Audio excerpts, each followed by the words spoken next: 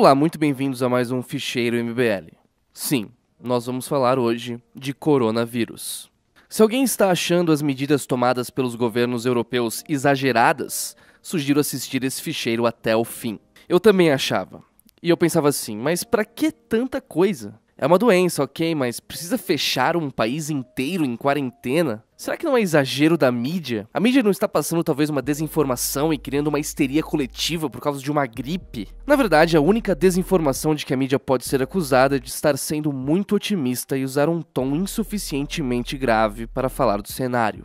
O cenário é muito, mas muito mais sério do que parece.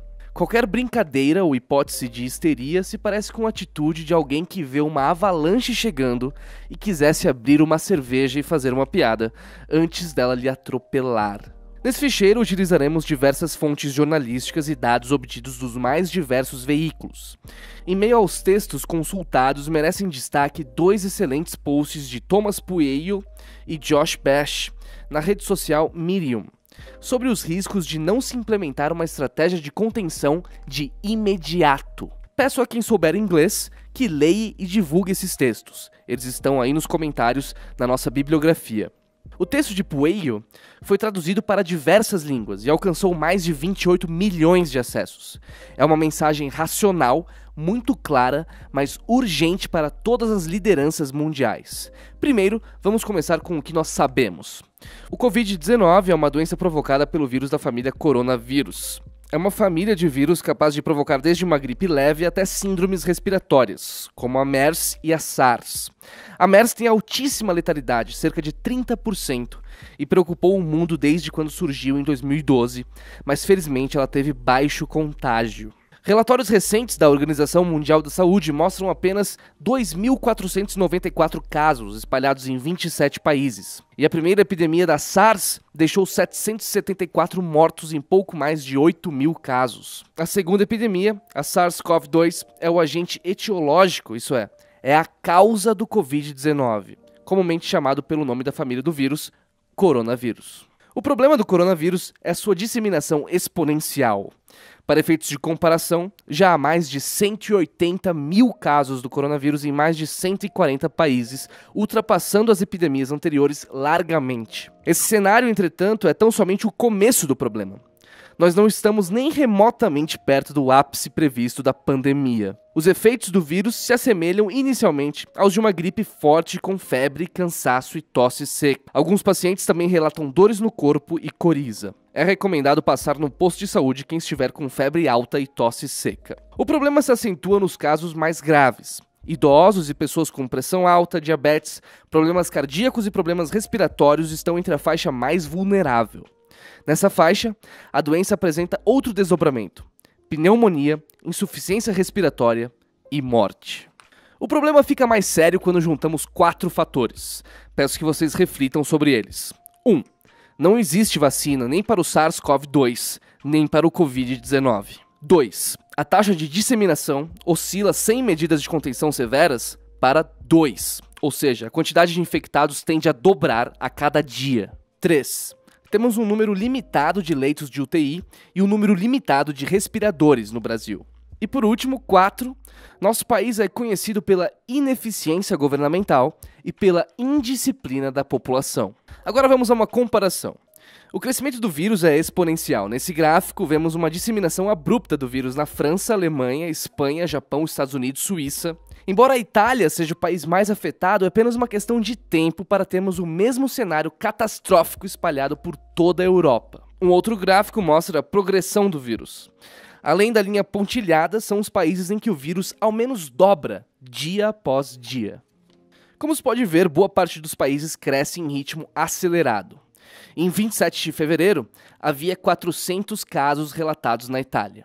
17 dias depois, quase 25 mil. Atualmente, nós temos 200 casos no Brasil. Nossa epidemia, entretanto, tem crescido num ritmo mais rápido que o italiano.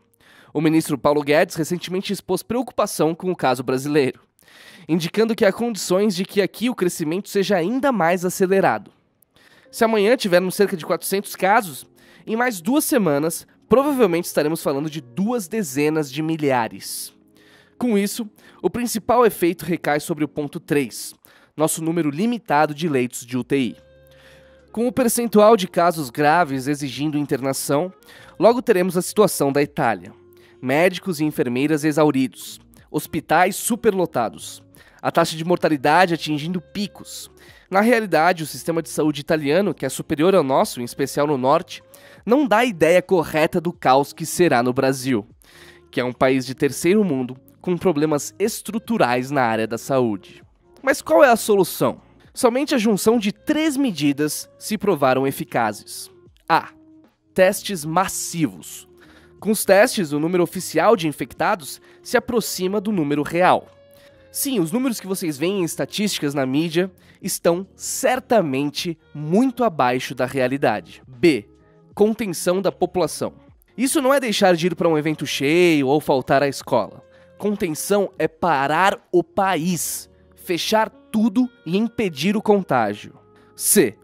Isolamento opcional ou compulsório do máximo de infectados possível. Infelizmente, aqui no Brasil, nenhuma dessas medidas está sendo tomada. A reação governamental é fraca. Embora alguns locais estejam parados, a vida continua normal. Sem quarentena, sem fechamento de fronteiras, sem isolamento compulsório das pessoas em sua casa. Testes também não estão sendo feitos. O Einstein parou de testar. Os estados não possuem testes suficientes.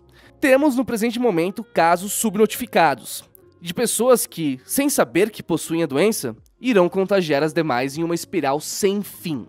Só teremos, portanto, a clareza sobre a dimensão da doença quando ela atingir em cheio o coração do sistema de saúde brasileiro. E isso vai ocorrer nas próximas semanas.